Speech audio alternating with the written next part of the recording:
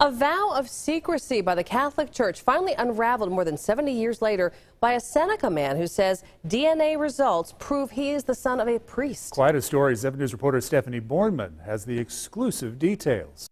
A newspaper clipping of Reverend Thomas Sullivan's obituary altered Jim Graham's life. When I looked at it, when they gave it to me, I realized that this man had to be my father. Graham says 25 years ago, a family member leaked a dark secret. Well, when I was 48 years of age, I found out that the man who I thought was my father, John Graham, wasn't my father. He tells 7 News when the man who raised him died, the vow to keep his identity a secret was broken. That's when the truth about who he really was came to light. Your father was Father Thomas Sullivan, a priest, a Catholic priest. With this eulogy given to him by the family that raised him as a starting point, he began to unravel the mystery, searching the parishes Reverend Sullivan had worked at, talking to the clergy Reverend Sullivan had worshipped with. I said, "Then you know."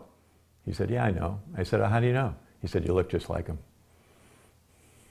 So the confirmation was incredible. Graham says he learned his mother and Reverend Sullivan had a short romance. He says his mother left her husband, John Graham, the man who pretended to be his father. Together, the priest and his mother risked it all for him. But eventually, the church found out Reverend Sullivan had fathered a child and put a stop to it. But they found us and they tore us apart, and they pulled my father back into the order and punished him for 16 years before they gave him his priestly rights back. He says these documents show his mother was sworn to secrecy, and John Graham lied under oath, saying he was the father. Despite resistance from the Catholic Church, Graham says he was determined to prove the truth. He wrote this letter asking for the priest's body to be exhumed for DNA testing, and to his surprise, it was approved. In a quarter of a century after learning his identity, he finally got the affirmation he longed for. And they were 99.999 that Father Sullivan was my father.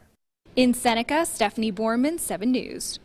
What a story. Graham says Reverend Sullivan, his mother, and John Graham, the man who had posed as his father, all died keeping that secret.